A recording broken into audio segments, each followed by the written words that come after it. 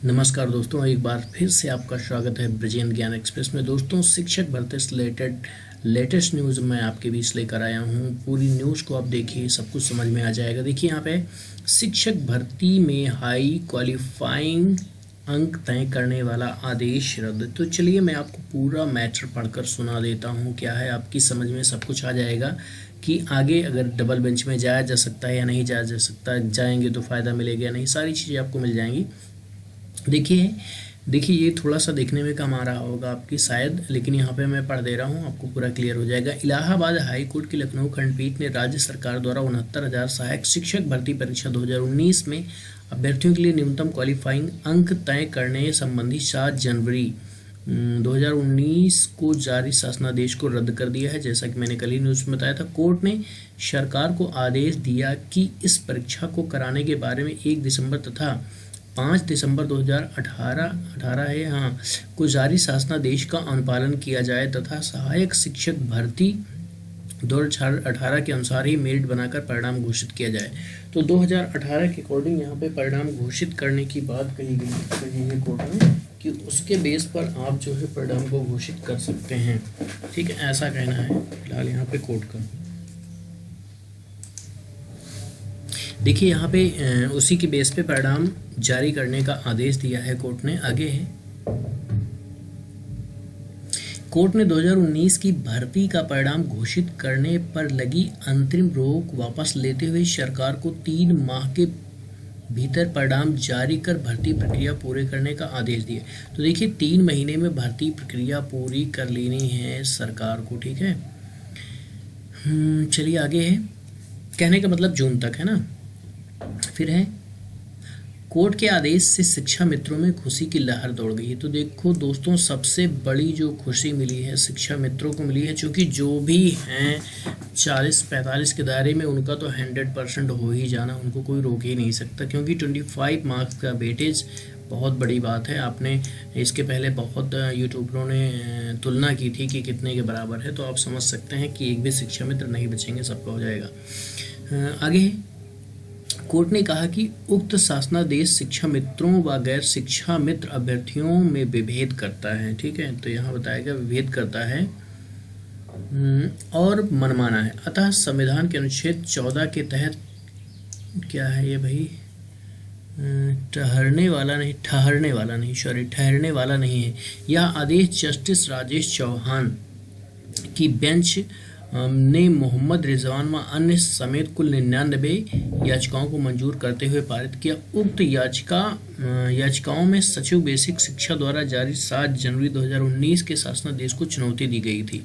तो 7 जनवरी को जो शासनादेश आया था उसको चुनौती दी गई थी याचिकाओं के माध्यम से, जिसमें 6 जनवरी 2019 को हुई लिखित परीक्षा के बाद क्वालिफाइंग अंक 60 और 65% कर दिया गया था। तो यहाँ पे मैटर यही है कि परीक्षा के बाद क्यों हुआ, परीक्षा के पहले आया होता सब कुछ तो ये तो नौबत आती ही ना। याचियों का कहना था कि लिखित परीक्षा होने के बाद क्वालिफाइंग अंक,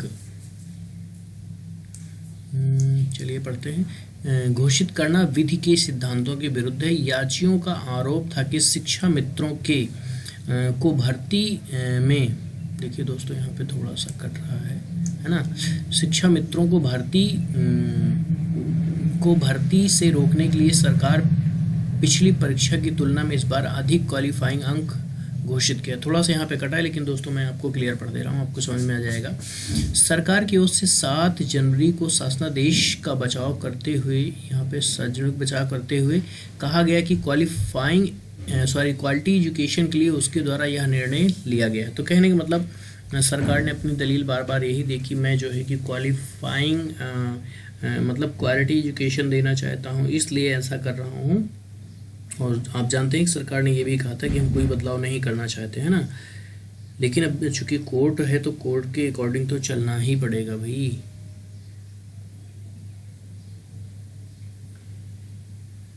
ठीक है, आगे है, क्वालिफाइंग अंक घोषित सरकार की तरफ से ये हो चुका है। क्वालिटी एजुकेशन के लिए उसके द्वारा यह निर्णय लिया गया है। यह भी तर्क दिया गया कि पिछली परीक्षा की तुलना में इस बार अभ्यर्थी अधिक हैं, मतलब उनकी संख्या ज़्यादा है।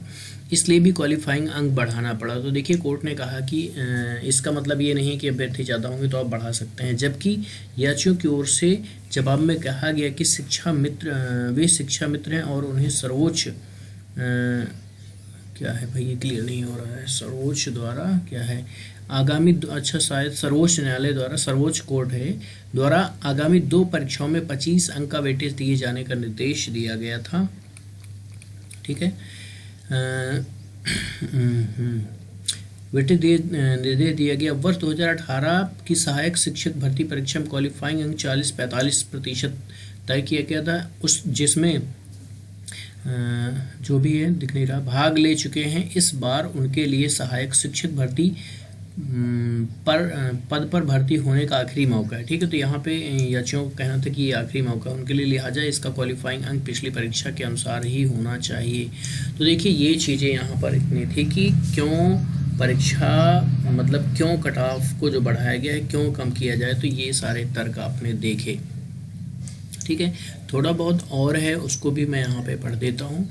देखिए बड़ा फैसला, अदालत ने 3 माह के भीतर भर्ती प्रक्रिया पूरी करने को कहा है। तो यहाँ पे अदालत ने कहा कि 3 माह में परिणाम जारी करने के साथ साथ भर्ती प्रक्रिया भी पूरी हो जाए, है ना, ऐसा आदेश है।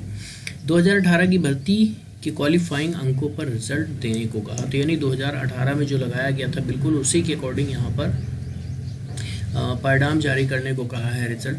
शासन को हाई कोर्ट के आदेश का इंतजार। अब देखिए यहाँ पे जो शासन की तरफ से आई है बात कि अभी हाई कोर्ट का आदेश जो है शासन को मिला नहीं। ठीक, हाई कोर्ट के इस आदेश को सरकार की ओर से अदालत में चुनौती दिए जाने की संभावना है। तो देखिए जैसा कि मैंने कल भी बताया था कि संभावना बनती है, लेकिन जो तर्क दिया है कोर्ट ने उसके बेस पे थोड़ा कम ही बनता है। फिलहाल तो यहाँ पे है कि संभावना बनती है कि आदेश को चुनौती दे सरकार।